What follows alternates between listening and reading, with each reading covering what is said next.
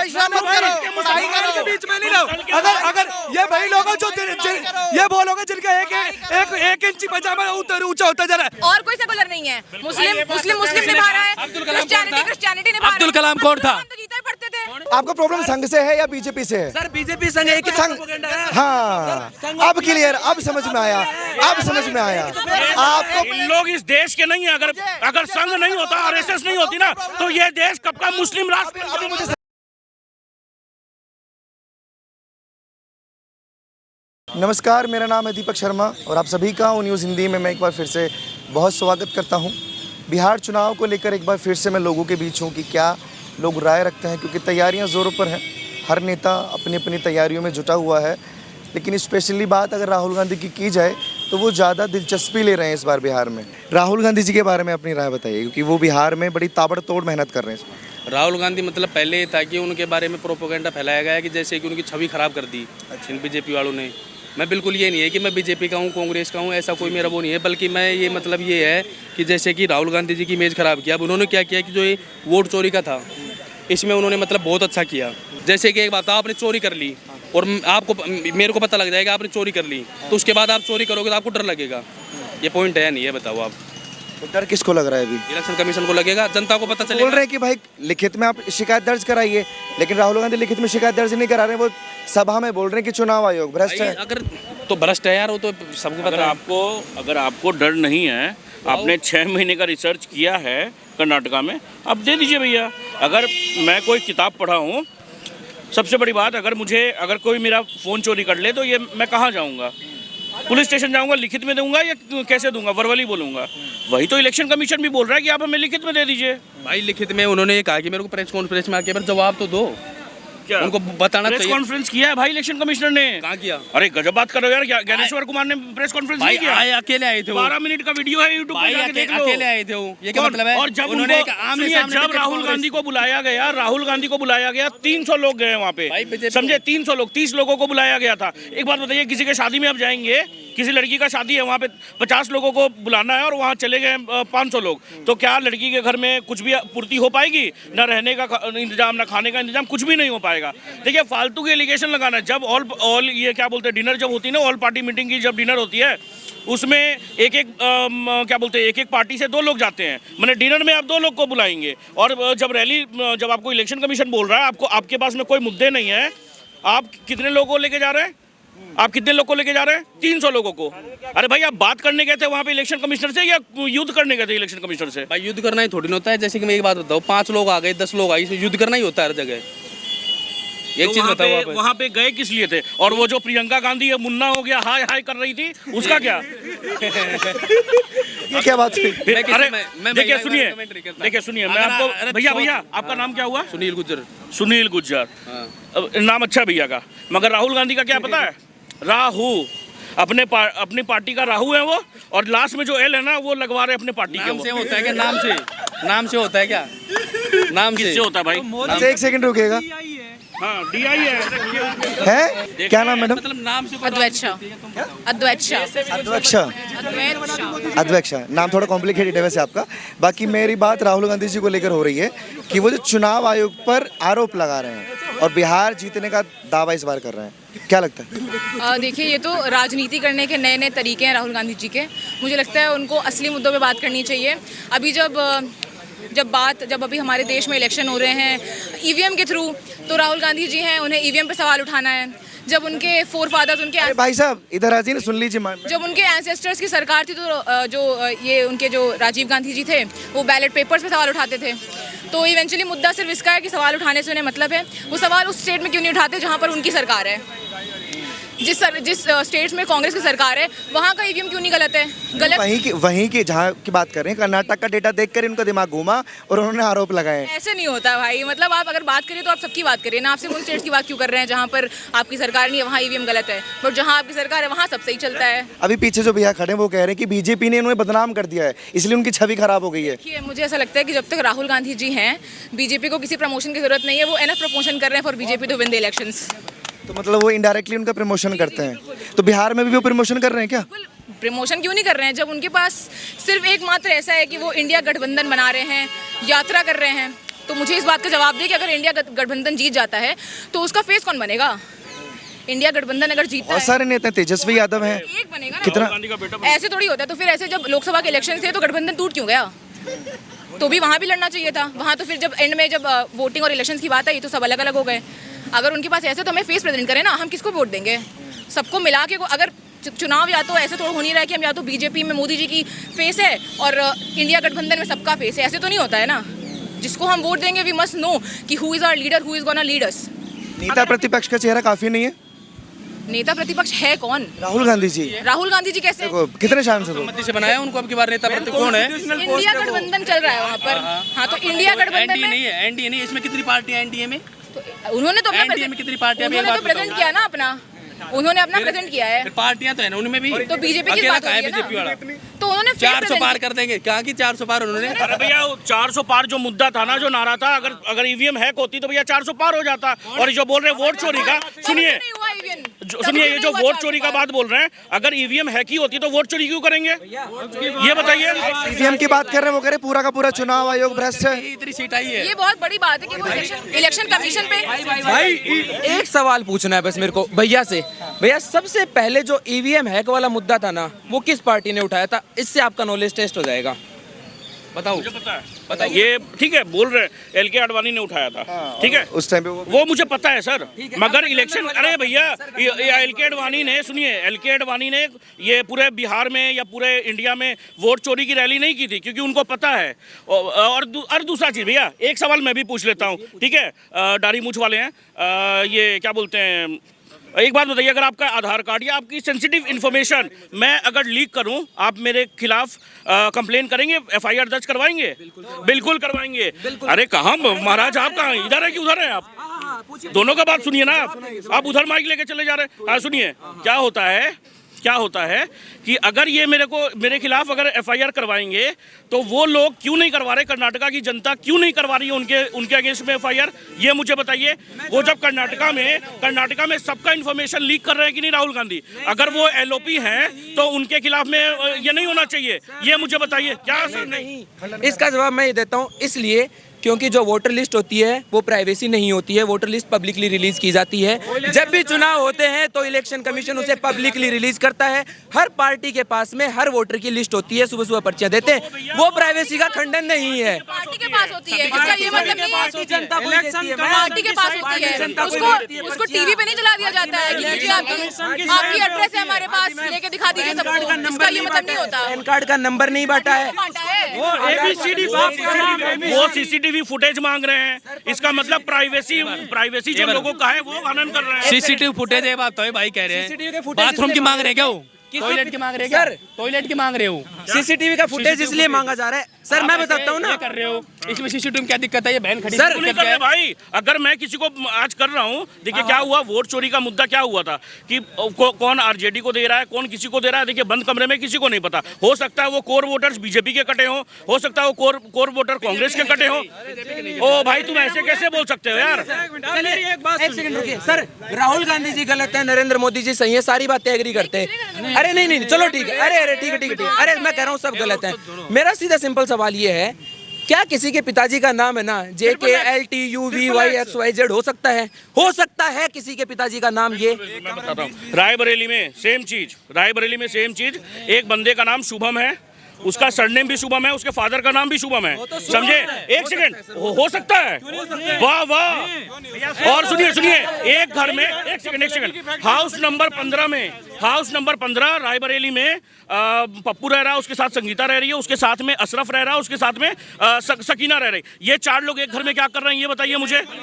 पत्रकार महोदय, उनकी भी सुन लेते हैं। अरे क्या एक करके एक सेकंड सर, एक घर में 4 लोग रहे, 10 लोग रहे, उनका नाम कुछ भी हो, वो तो उनके अपने एक धर्म के कैसे रह सकते हैं? 2 धर्म के, 2 धर्म गजब है यार। मैं किसी मुस्लिम के साथ रहूंगा भैया? इसका जवाब मैं देता हूँ। एक अस्पताल में जब हर धर्म हर जाति के लोग एडमिट हो सकते हैं तो एक घर में 2 धर्म के लोग भी रह सकते हैं। घर में ये आप रखेंगे? क्यों नहीं रखूंगा? मैं चलना चाहता हूँ। हाँ सर, रख सकता हूँ। कहाँ पे भाई? भाई चिल्लाना नहीं है, फैक्ट्स पे बात करेंगे। दिल्ली विश्वविद्यालय में पढ़ते हैं, ये वीडियो पता नहीं कहाँ तक जाएगी। चिल्लाना नहीं है, कोई पक्ष नहीं चिल्लाएगा, अपने पक्ष रखो, पहले एक को पूरा कंप्लीट कर। भाई तेरा हो गया ना, उसके बाद बोलेंगे। मैं किसी के साथ नहीं हूँ, मैं आप ये सुलह करवाने आए।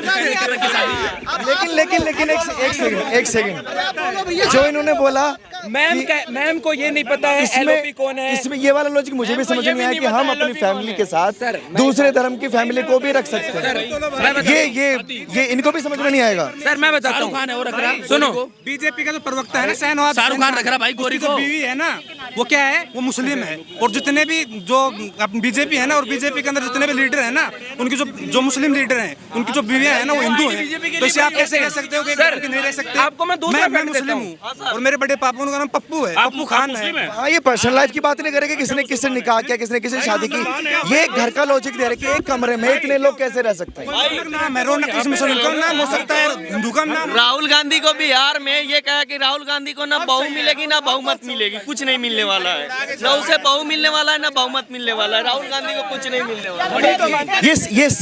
ये सब फर्जी बातें हैं, ये सब फर्जी बातें बीजेपी की। घुमा के इलेक्शन का एक बात बताते हैं। चलिए सर, इलेक्शन कमीशन किसके लिए जवाबदेही करता है, किसके लिए जवाब? एक कॉन्स्टिट्यूशनल पोस्ट जो कोई, अरे इनकी बातें सुनिए जरा, फिर जवाब। सर मैं एक बात बताता हूँ, एक कोई भी इंसान, एक सेकंड, राहुल गांधी फैक्ट की बात नहीं है। सर इस देश के सबसे बड़े नेता प्रतिपक्ष हैं। आदमी है Rahul Gandhi, without any second. अरे सर एक second, If you are intellectual and if you are student and if you have some India is dead economy, India is dead economy. बिल्कुल। कितनी ग्रोथ है हमारी? कितनी ग्रोथ? 6.7 है भाई, एक बार जब से 6.7 है। आपकी बीजेपी आई है ना बाबूजी, हाँ। जब से चेक कर लीजिएगा। आपकी बीजेपी क्या होता है? आपकी बीजेपी क्या होता है? आपकी बीजेपी क्या होता है? एक फैक्चुअल सवाल पूछ, एक फैक्चुअल भाई, अभी सर्च करते हैं जीडीपी ग्रोथ। भाई मेरा एक सिंपल सवाल है। रिसर्च करने की रिसर्च की उम्र में तुम कर रहे हो जय श्री राम, तुम झंडा लेके ढो रहे हो भाई। जय श्री राम से गलत कुछ नहीं है भाई। मैं खुद हिंदू हूँ, अरे मैं खुद हिंदू हूँ भाई। अरे भाई तुम पढ़ाई करो, अरे जय श्री राम जय श्री राम मत करो, पढ़ाई करो। बीच में नहीं रहो। अगर ये वही लोग हैं जो ये वो लोग हैं जिनका एक इंची पजामा ऊंचा होता जा रहा है। जय श्री राम के नारे से दिक्कत है इनको? क्या दिक्कत है? भगवान का नाम मैं कह रहा हूँ पढ़ाई करो, पढ़ाई करो। सुनो मेरी बात सुनो। तो भाई सुनिए, ज्यादा बड़ी बात है, ज्यादा बड़ी बात नहीं करते। आप कहते घर में रहते रहिए, आप वो अपनी बहन को तो बहन नहीं मानते, तुम्हारी बहन को कैसे मान के रखिए? हमें कोई दिक्कत नहीं, हम नहीं रखेंगे, रखिए। अच्छा एक बात बताइए, एक मिनट, सबसे ज्यादा फैक्ट आपने, आप जब आए थे डिबेट में आपने बोला चिल्लाना नहीं है और फैक्ट पर बात करनी है, और आप इतने बड़ी बात बोल रहे हैं कि जय श्री राम के नारे का इस्तेमाल बीजेपी करती है। ये तो बिल्कुल इलॉजिकल फैक्ट है। मेरी बात सुनिए, ये बिल्कुल इलॉजिकल फैक्ट है। जिसके पास फैक्ट्स नहीं होते वो चिल्लाता है। मेरे पास फैक्ट्स है, आओ बात करो। तो आपके पास फैक्ट है तो आप ये बोलेंगे कि नारे का इस्तेमाल बीजेपी कर रही है। ये जय श्री राम का नारा फैक्चुअल था। आप और क्या पूछ रहे थे? इलेक्शन कमीशन पूछ रहे थे ना, तो हिंदू मुस्लिम की तरफ क्यों लेके जा रहे हो? अरे सर उन्होंने बोला कि जय श्री राम के नारे लगाने का काम है, झंडे फहराने का काम है। ये लॉजिकल बातें थी उनकी। पूछ रहे ना, मैं एक सिंपल भाई हिंदू मुस्लिम रहने दो, भाई हिंदू मुस्लिम रहने दो। मैं एक बहुत सिंपल सवाल पूछता हूँ, एक सिंपल सवाल बताइए sir, election commission of India जो है वो किसके लिए आंसरेबल है? देश की जनता के लिए। देश की जनता के लिए। राहुल गांधी क्या है? अरे नेता प्रतिपक्ष है, रिप्रेजेंटेटिव है, इस देश की जनता के रिप्रेजेंटेटिव है, एलओपी है वो, ठीक है ना, हाउस ऑफ पीपल के एलओपी है वो। अगर वो एक सवाल पूछते, सिर्फ फैक्ट पे बात कीजिए। वो अगर एक सवाल पूछते हैं, सर लेट मी फिनिश ना, अगर वो एक सवाल पूछते हैं इलेक्शन कमीशन ऑफ इंडिया पे, तो इलेक्शन कमीशन ऑफ इंडिया जवाब क्या देता है कि वो सारे बातें बेबुनियादी हैं, बला बला बला बला, उन्हें माफी मांगनी चाहिए, हम केस करेंगे, हो गई, ठीक है। वो इलेक्शन कमीशन का अपना पर्सनल पीओवी है। लेकिन क्या इलेक्शन कमीशन ने हर एक उस सवाल का जवाब दिया जो राहुल गांधी ने पूछा? क्यों नहीं दिया? सवाल देना चाहिए था ना। इलेक्शन कमीशन, एक सेकंड में इनको क्लियर आउट कर दूं। इलेक्शन कमीशन ने जो प्रेस कॉन्फ्रेंस की वो इसीलिए की कि राहुल गांधी जो बोल रहे हैं उनको लिखित रूप में ठप्पा लगाकर दे दीजिए। अगर वो सही है तो राहुल गांधी को क्या डर है कि वो लिखित रूप में एफिडेविट नहीं पेश कर रहे? ठीक है सर, इस बात के लिए कहते हैं, अगर, अरे सर रुक जाइए, अगर एफिडेविट की बात है तो वही डाटा जो राहुल गांधी ने पब्लिकली रिलीज किया है, वो डाटा कहाँ से आया है? इलेक्शन कमीशन ऑफ इंडिया से आया है। और election commission of India is responsible for every voter और एवरी वोटर लिस्ट। तो इलेक्शन कमीशन है ना उस बात के लिए रिस्पॉन्सिबल है, तो इलेक्शन कमीशन उस बात की रिस्पॉन्सिबिलिटी है। राहुल गांधी, दूसरी बात, Rahul Gandhi election commission of sir Rahul Gandhi election commission of India को एफिडेविट नहीं दे सकते, ये एक छोटी सी नॉलेज फैक्ट चेक है। क्यों नहीं दे सकते मैं बताता हूँ। अरे आप पीछे डिबेट मत कीजिए सर, एक से बात करने दीजिए, एक से बात करने दीजिए। आपका सवाल क्या है? आपका सवाल क्या है? मैं इनका सवाल पूछूंगा। आपका सवाल क्या था मैडम? आपका सवाल क्या था? बोल रहे थे तुम सेक्युलर हो, जैसे कि सेक्युलर होना कोई गाली है, कम्युनल होना गाली है, सेक्युलर होना गाली नहीं है। भाई बस इतना बोलेंगे यार। किसने बोला कि सेक्युलर होना गाली है? ठाकरे ने क्या बोला था? आप सेकुलर हिंदू हो। बाला साहब ठाकरे ने बोला था कि तुम चूतिया हो जाओ लेकिन सेकुलर हिंदू मत हो। केवल हिंदू है और कोई सेकुलर नहीं है। मुस्लिम निभा रहा है, क्रिश्चियनिटी निभा रहा है। अब्दुल कलाम कौन था? गीता पढ़ते थे, अब्दुल कलाम तो गीता ही पढ़ते थे। सब पढ़ रहे हैं? कौन पढ़ रहा है? कौन पढ़ रहा है? कौन पढ़ रहा है? अरे मेरा बेस्ट फ्रेंड राशिद खान नाम है उसका। मेनन कौन था? सुनो मेनन कौन था? उमर अब्दुल्ला कौन था? बुरहान वानी कौन सा सेकुलर था? ये सवाल आपसे गांधी पे सवाल क्यों नहीं उठाते? जो गांधी मंदिरों में कुरान पढ़वा रहा था, उस गांधी ने क्या मस्जिद में गीता पढ़वाई? सवाल उठाइए, दीजिए जवाब। अब एक बात सुनो। अब एक सेकंड, हिंदू मुसलमान को थोड़ा साइड रख देते हैं। राहुल गांधी जी जो आरोप डेटा के बेस पे लगा रहे हैं ना, वही SIR वहां करने के बाद चुनाव आयोग कर रहा है। भारत विरोधी है भाई। अरे सुनिए, कर्नाटक में राहुल गांधी चाहते हैं कि जो बढ़ाए हुए वोटर्स हैं उनकी संख्या क्यों बढ़ाई, इनका रिवीजन करवाइए। स्पेशल इंटेंसिव रिवीजन अगर बिहार में हो रहा है तो बिहार में राहुल गांधी को दिक्कत है। ये क्या समझ आता है आपको? सर ये बात इसलिए है क्योंकि जैसे ही बिहार में इलेक्शन आया तभी SIR की मांग उठी। क्यों उठी SIR की मांग? क्योंकि वोटर लिस्ट मैनिपुलेट की गई थी। जब आप एक देश के समझदार नागरिक हैं तो ये रिवीजन चुनाव से पहले ही होना चाहिए। दूसरी बात सर, अगर ऐसा है तो सबसे पहले इलेक्शन कमीशन ऑफ इंडिया को पहले उस इलेक्शन को पोस्टपोन करना चाहिए। इलेक्शन पोस्टपोन करके उस डेटा लिस्ट को रिवाइव किया जाना चाहिए। अगर वो रिवाइव नहीं कर रहा है, क्योंकि इलेक्शन कमीशन ऑफ इंडिया, मैं ये बोल रहा हूँ, ये आ रहा हूँ कि नरेंद्र मोदी विश्व गुरु है, तो भारत की तारीफ, नरेंद्र मोदी की तारीफ 50% क्यों की अमेरिका ने? 100% तारीफ करनी चाहिए। समझ गए ना? 100% होनी चाहिए भाई। चाहे पाकिस्तान आप रो रहे हो क्या? मैं रो रहा हूँ। एक मेरी बात, एक बात का जवाब दे दीजिए। मेरी दिल की इच्छा है, मेरे को एक चीज का जवाब चाहिए। आप सच बताइएगा, जितने भी बीजेपी सुन लीजिए जितने भी बीजेपी वाले लोग हैं, जो भी इस भारत की जनता है, वो बस मेरे से मेरे क्वेश्चन का जवाब दे दीजिए। सवाल क्या है? जवाब क्वेश्चन ये है कि जो हमारे देश में अभी वोट गिर रही है, वो एक्चुअल में सब कुछ ठीक चल रहा है? वोट गिर रही है मतलब? ठीक चल रहा है मतलब जो वोटिंग हो रही है वो बिल्कुल ठीक है, वो एक्यूरेट है, उसमें कोई धांधली नहीं हो रही है। दोनों पार्टियां है ना भाई, पक्ष और विपक्ष में बैठी दोनों पार्टियां, कोई धांधली नहीं हो रही है। एक सवाल मेरा भी भाई, क्यों धांधली हो रही है? धांधली क्यों हो रही है? और एक मिनट, जैसे जैसे इंडिया में लिटरेसी बढ़ रही है वैसे वैसे क्यों हर जगह से कांग्रेस साफ होती जा रही है? आज अगर हम देखें तो हमारे पूरे इंडिया में कितने स्टेट्स में कांग्रेस की गवर्नमेंट है? तुम जो बोलो वो फैक्ट्स है भाई। अब सवाल मेरा भी है, अब्दुल कलाम जी की बात कर रहे हैं। अब्दुल कलाम जी जब भारत के विभाजन को तब तक नहीं मान रहे थे जब तक भारत से सारे मुसलमान निकल जाए। क्या आप सपोर्ट करेंगे? बात बताइए। जब तक सारे मुसलमान भारत से चले जाएंगे। आराम से भाई समझ ही नहीं आया भाई। जैसे बिल्कुल प्यार राम जी, इनका कहने का तात्पर्य ये है कि आप APJ डॉक्टर अंबेडकर जी सुनिए, भारत के विभाजन को तब तक नहीं मान रहे थे जब तक भारत से सारे मुसलमान न पाकिस्तान ना चले जाएं। तो आप क्या उनका सपोर्ट करते? तो आप बोलिए, आप करिए। अब समझ में आया कि इनकी इंटेंशन क्या है? क्वेश्चन मैं समझा देता हूँ। ये कह रहे हैं कि डॉक्टर APJ अब्दुल कलाम का आप जिक्र कर रहे हैं, तो वो ये चाहते थे कि अगर विभाजन हुआ है, अगर विभाजन धर्म के मजहब पे के आधार पर हुआ है, तो सारे मुसलमान जब तक पाकिस्तान ना चले जाएं, ये विभाजन सक्सेसफुल कंप्लीट नहीं है। ये बोल, अगर चॉइस पे हुआ था सबसे ये देखिए मुद्दा कहाँ था? मुद्दा चला गया विभाजन पे।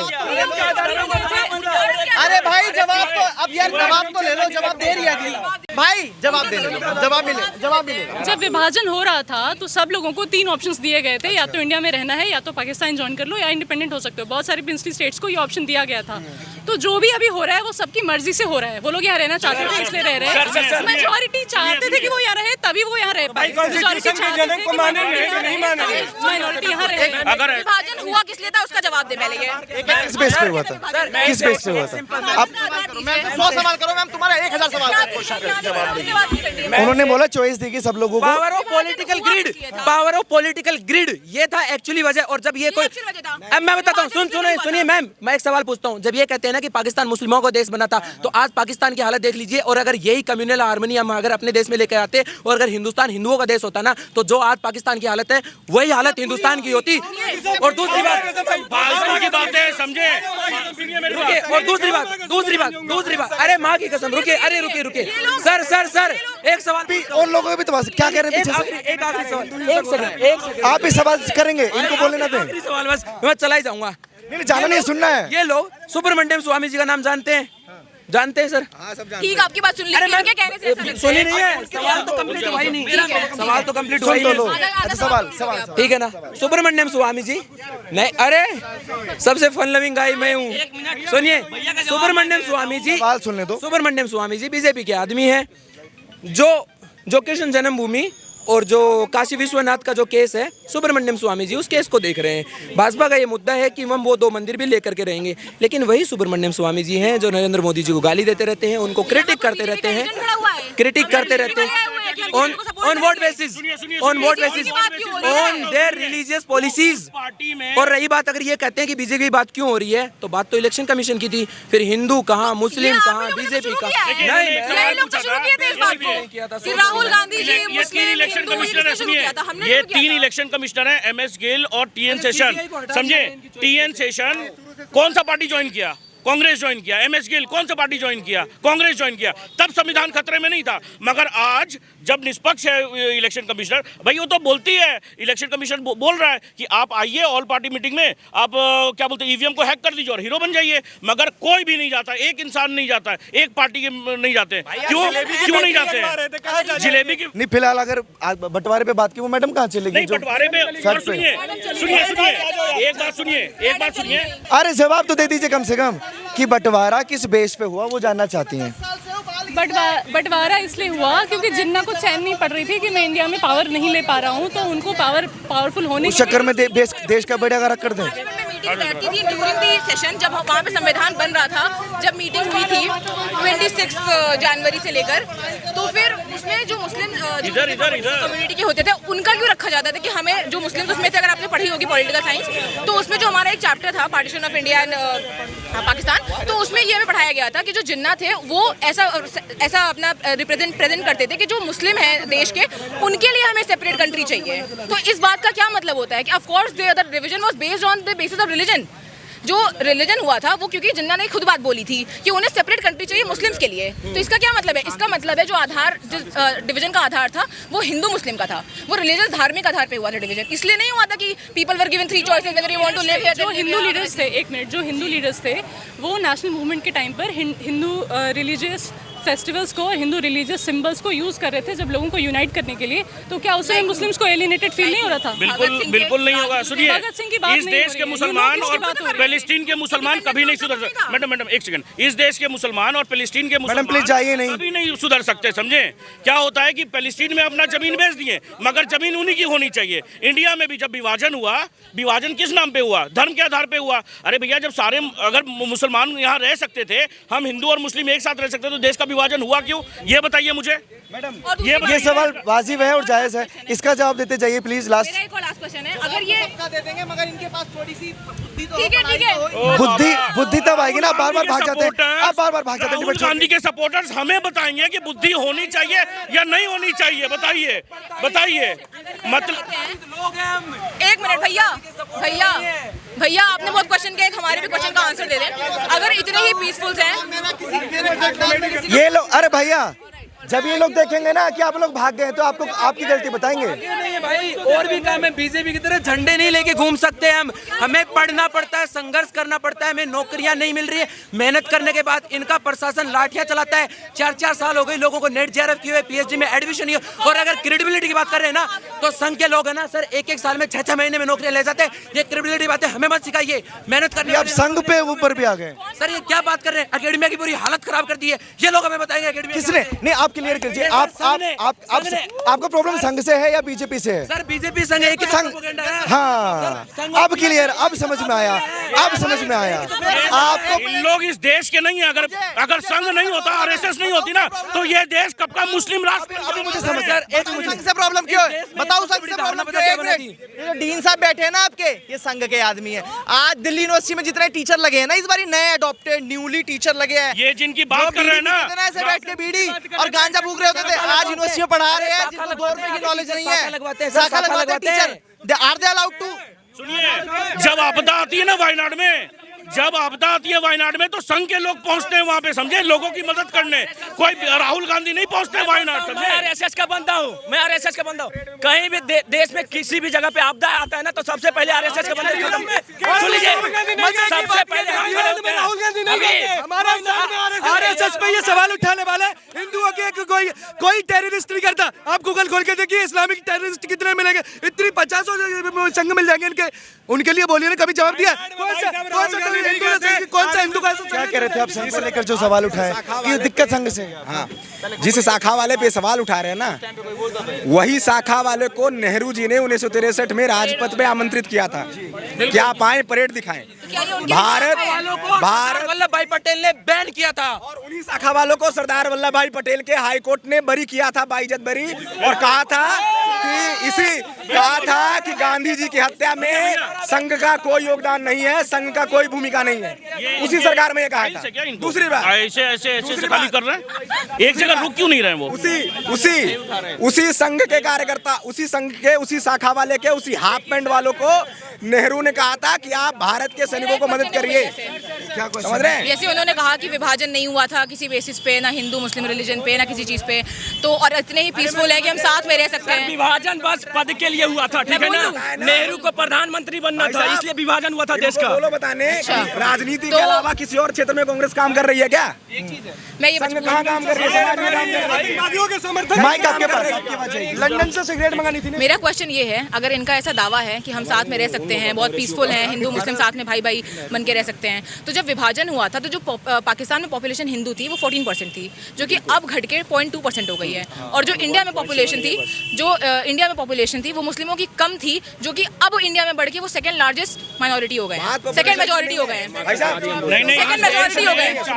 कहाँ गए बच्चे?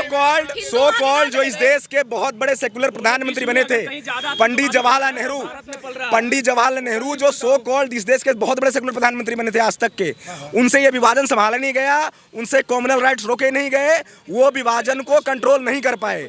वो इस देश के सबसे अनसक्सेसफुल प्रधानमंत्री रहे। उनके होते हुए इस दुनिया में सबसे बड़ा डिस्प्लेसमेंट हुआ, उनके होते हुए इस पूरी दुनिया में सबसे बड़ी कत्लेआम हुई मानवता की। वो उस व्यक्ति ने कंट्रोल नहीं कर पाया। क्यों? क्योंकि उस व्यक्ति को सिर्फ और सिर्फ प्रधानमंत्री बने रहना था, और उस व्यक्ति ने प्रधानमंत्री बने रहने के कारण सब कुछ हुआ।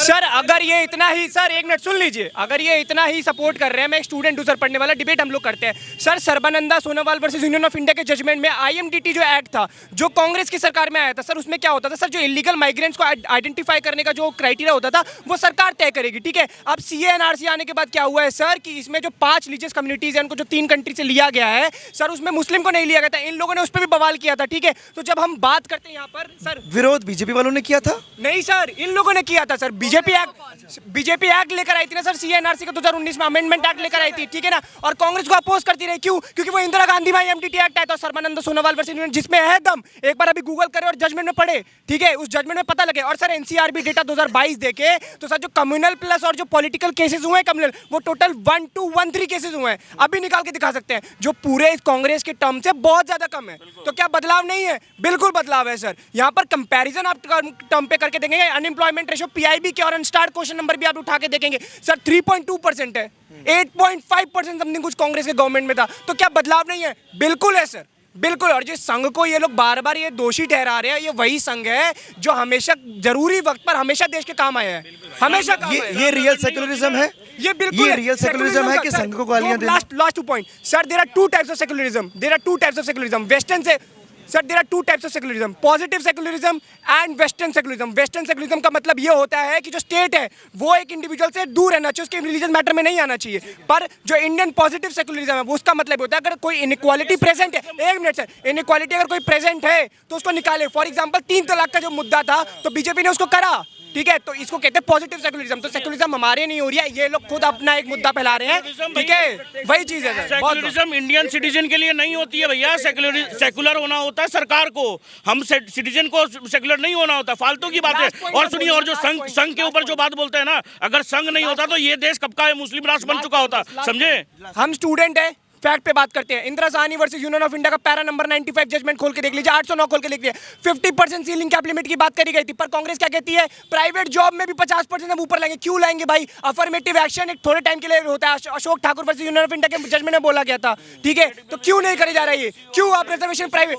मेरिटोक्रेसी होनी चाहिए एक हद तक। आप जॉन रॉल्स चीफ जस्टिस क्या कहते हैं कि अब एक हद तक लोगों को आगे लाइए, ठीक है, उसके बाद मेरिटोक्रेसी लाइए। तो ये राहुल गांधी पूरे लास्ट में, जो राहुल गांधी पूरे देश में ओबीसी आरक्षण की बात करते हैं, उनके पिताजी ने मंडल कमीशन के रिपोर्ट को कचड़े में पड़ा हुआ ढेर कहा था, और ये उनका बेटा पूरे देश में अपने आप को ओबीसी का नेता बताते हुए फिर रहे हैं कि मैं ओबीसी का नेता हूं, ओबीसी को कितने % आरक्षण मिला।